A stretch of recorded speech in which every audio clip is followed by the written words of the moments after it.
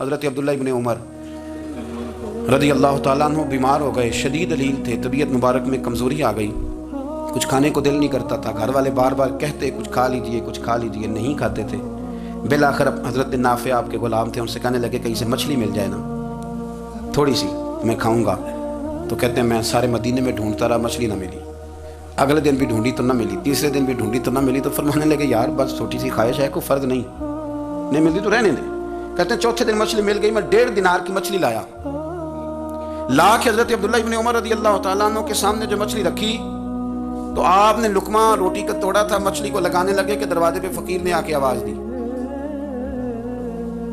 کچھ کھانے کو دو، تو حضرت عبداللہ ابن عمر نے روک لیا اور ہنسے۔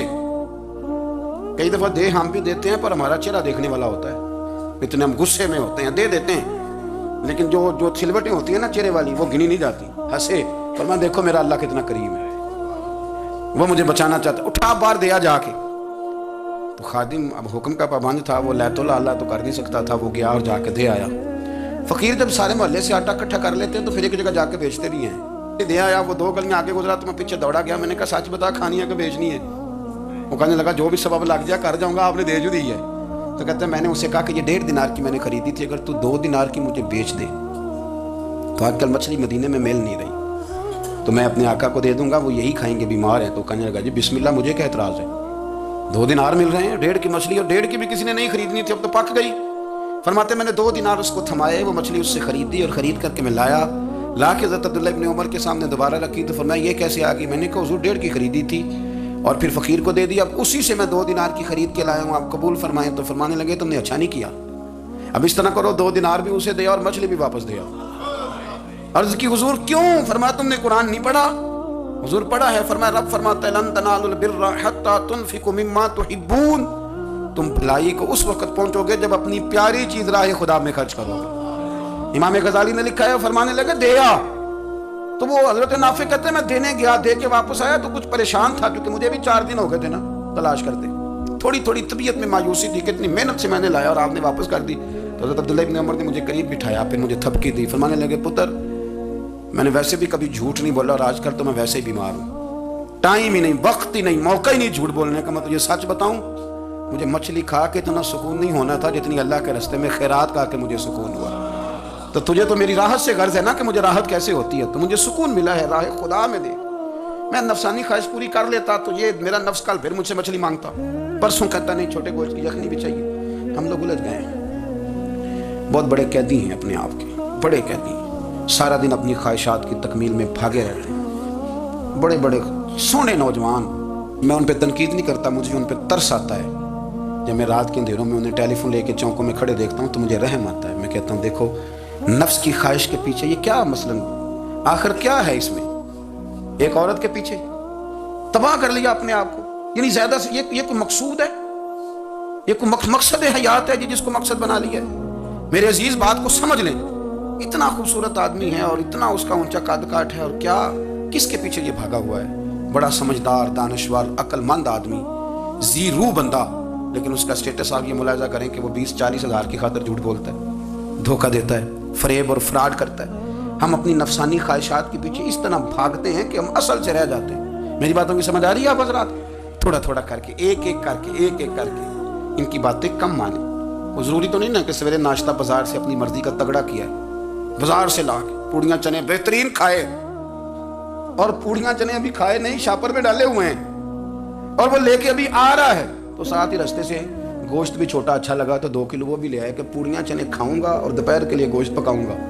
وہ پہلے یہ تو کھا لے صاحب، اس سے تو نجات پا لے، یہ پتہ نہیں ہضم ہوتا ہے کہ کچھ اور کرتا ہے تیرے ساتھ، لیکن وہ گوشت بھی ساتھ لے آیا، یعنی ٹیبل پہ ناشتے کے ٹیبل پہ بیٹھ کے فیصلہ ہو رہا ہوتا ہے کہ ہم نے کیا کھانا ہے، ہم نے کدھر جانا ہے۔ سنگیو یاد رکھو، باتوں کو سمجھو اور غور کرو، یہ تھوڑا تھوڑا کر کے جب ہم چھٹکارا حاصل کرنے کی کوشش کریں گے نا، چھٹکارا حاصل کرنے کی، کہیں جگہ سے کسی جگہ سے اگر آپ کو تنبیہ ہوتی ہے نا، تنبیہ، اس میں بھی بڑا مزہ آتا ہے، اس میں بڑا، ہمارے ایک بزرگ تھے تو ایک دن نا میں گیا تو کہنے لگے الحمدللہ آج میں بڑے سکون میں ہوں۔ میں نے کہا جی وہ کیا ہوا؟ کہنے لگے میں اپنے آپ کو بڑا پیر صاحب سمجھنے لگ گیا تھا، تو ایک وابڈا کے کسی آدمی سے کام تھا، تو میرے ایک دوست نے مجھے کہا کہ پیر صاحب اس کو ٹیلی فون کر دیں، سنا ہے آپ کا عقیدت مند ہے۔ میں نے اس بندے کو ٹیلی فون کیا تو کہتا پیر صاحب میں عزت آپ کی بڑی کرتا ہوں پر یہ کام نہیں ہو سکتا۔ کہتے ہیں جب اس نے مجھے کہا نا تو کچھ بھی نہیں تو مجھے بڑا مزہ آیا، ورنہ میرا تو نفس پھول گیا تھا، میں تو سمجھتا تھا کہ جو میں کہتا ہوں ویسے ہی ہو جاتا ہے۔ کہتے اس نے تھوڑا سا نا مجھے لیول میں کیا ہے، مجھے مزہ آیا۔ یہ لوگ نا اپنے اوپر بوجھ ڈالتے تھے، یہ تھوڑا تھوڑا پیچھے ہٹتے تھے، یہ سمجھتے تھے کہ اس طرح تو ہماری تکمیل رہ جائے گی، صبح سے شام تک اگر اسی نفس کی باتیں مانتے جائیں گے تو خرابی کرے گا۔ دولت کا نشہ ہے بھائی، دولت کٹھی کرنے والا کسی جگہ سیر نہیں ہوتا، حسن کا نشہ ہے، حسن کا نشہ ہے۔ حضرت ابوبکر شبلی رحمۃ اللہ علیہ فرمایا کرتے تھے جو تیری بیٹی کو خوبصورت سمجھ کے اس کے ساتھ نکاح کرنا چاہے اسے بیٹی نہ دینا۔ حضرت جی کیوں؟ فرمایا حسن تو تھوڑے دن کے بعد ختم ہو جائے گا، پھر وہ اس کی قدر نہیں کرے گا، وہ تو کہیں اور منہ مارتا پھرے گا۔ حضرت ابوبکر شبلی رحمۃ اللہ تعالیٰ علیہ کی بیٹی خوبصورت تھی، ایک نوجوان کہنے لگا میرا نکاح کر دیں۔ آپ فرمانے لگے پتر تو 1 مہینے کے بعد آنا کر دوں گا، بڑی موٹی تازی خوبصورت صاحبزادی۔ تو حضرت نے اسے دوائی کھلائی، اسے پخانے لگ گئے، جو پخانہ کرتی ایک مٹکے میں سنبھال دیتے۔ تھوڑا وقت گزرا تو وہ ہڈیوں کا پنجر بن گئی، مہینے بھر میں دست اتنے آئے کہ کمزور ہو گئی۔ تو ابوبکر شبلی 1 مہینے کے بعد نوجوان کو بلایا، فرمایا ادھر آ تیرا نکاح کروں۔ بچی دکھائی تو وہ کمزور بستر پہ پڑی، فرمایا شادی کر، کہنے لگا اس سے نہیں میں نے کرنی۔ فرمایا یہ وہی ہے؟ کہنے لگا جی نہیں۔ فرمایا تو کہتا تھا مجھے عشق ہے، کدھر گیا تیرا عشق؟ کہنے لگا حضرت صاحب آپ کیسی بات کر رہے ہیں؟ فرمایا ادھر آ۔ پھر وہ مٹکا جس میں گند رکھا تھا وہاں لے گئے، فرمانے لگے تیرا اس کے ساتھ عشق تھا، یہ ہے تیرا عشق۔ فرمایا اسے تو میں 4 دن روٹی کھلاؤں گا پھر تندرست ہو جائے گی، لیکن میں دیکھنا چاہتا تھا کہ تو میری بیٹی سے پیار کرتا ہے یا اس کے چہرے پہ آنے والی کچھ وقت کے لیے سرخی سے پیار کرتا ہے، اس لالی سے پیار کرتا ہے جو جوانی کے وقت بچوں اور بچیوں پہ آتی ہے۔ کس چیز کے دل دادا؟ یعنی کیا مطلب؟ نفس کی غلامی، سراسر غلامی، اور پلٹ پلٹ کے اور بڑے بڑے سیانے بندے چھوٹی سی خواہش کے لیے، بڑا سمجھدار آدمی، بڑا سیانا بندہ۔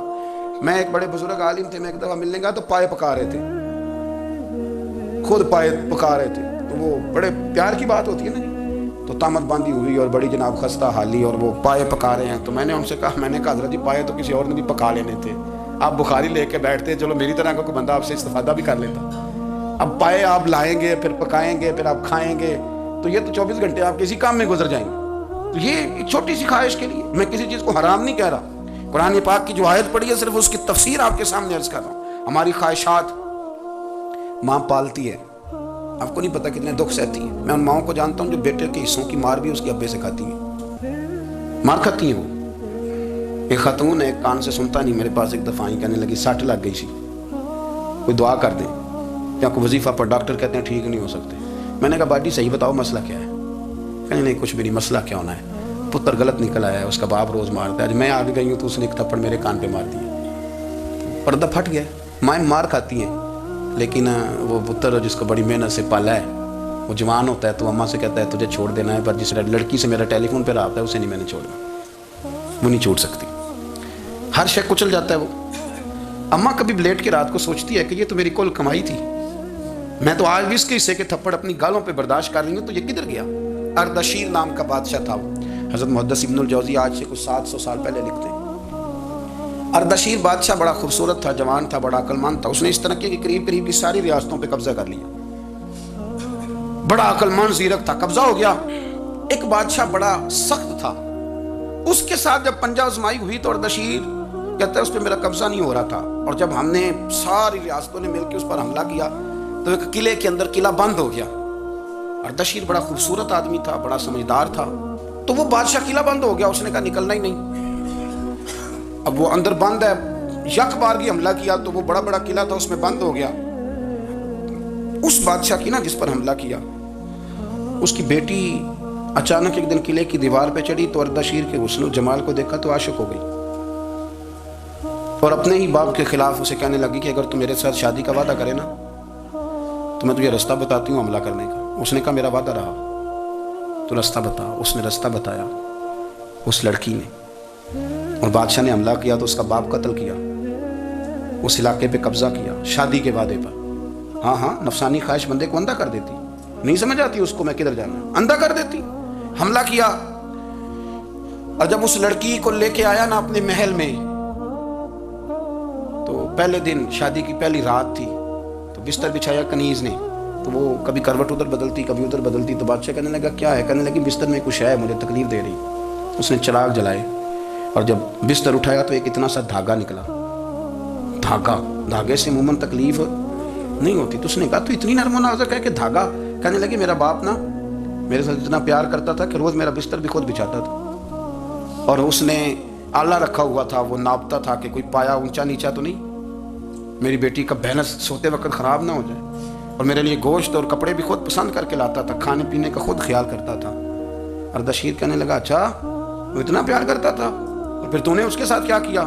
کہنے لگا بلاؤ کنیزوں کو بلایا، فرمایا اس کو اٹھاؤ اور جلاد کے پاس لے جاؤ، اسے کہو کہ اس کے بال ایک گھوڑے کے ساتھ باندھے، پیر دوسرے گھوڑے کے ساتھ باندھے، اور ایک گھوڑا ادھر بھگا دے، کدھر بھگا دے، یہ جس کے باپ نے اتنا پیار کیا، یہ نفس کی اتنی غلام ہے کہ اس کی وفادار نہیں رہی تو میری وفادار کیسے بنے گی؟ جس نے اتنے نازوں سے پالا کہ دھاگا اسے برداشت نہیں۔ او یارو یاد رکھو، اگر نفس کی غلامی کرو اور بڑے بڑے وفاداروں کو چھوڑ کے غلامی کرو تو پھر کہو وفادار مل جائیں، کوئی بول لڑا نہ بول بیٹھی، اندے خصم ناراض بڑبولیاں دے، کہاں سر کھائے تے بلبل ٹھنڈ پائے، بڑے فرق نہیں سجنا بولیاں دے، جڑیاں خصماں دی وچ رضا وسن، بھاگ جاگ جاندے انہاں گولیاں دے، آپ ادلیاں نو سردار پین تکے تے شرما والیاں نو چوٹے ڈولیاں دے۔ اپنے نفس کے پیچھے چلو کہ تو یہ تباہی ہے، جب ہم نے کسی سے وفا نہیں کی تو یہ کیا امید ہوئی کہ دنیا ہم سے وفا کرے گی؟ اللہ رسول کی مرضی کے مطابق اصول پسند زندگی بنائیں، ایک ایک کر کے اپنی خواہشات سے پیچھے ہٹیں، تھوڑے پہ گزارا کرنا سیکھیں، اپنے نفس کو سمجھائیں، ضروری نہیں کہ روٹی ہر وقت مزے کے لیے کھائی جائے، کبھی کمر سیدھی کرنے کے لیے خشک روٹی بھی کھا کے دیکھو، کبھی سادہ کھانا اس پہ بھی اکتفا کرو، کبھی تھوڑا کھا کے اچھے طریقے سے سادے کمرے میں بھی اللہ کو یاد کر کے دیکھو۔ نفس کے پیچھے نہ بھاگیے گا، تباہی کرے گا۔ رب کریم سمجھنے کی توفیق رفیق عطا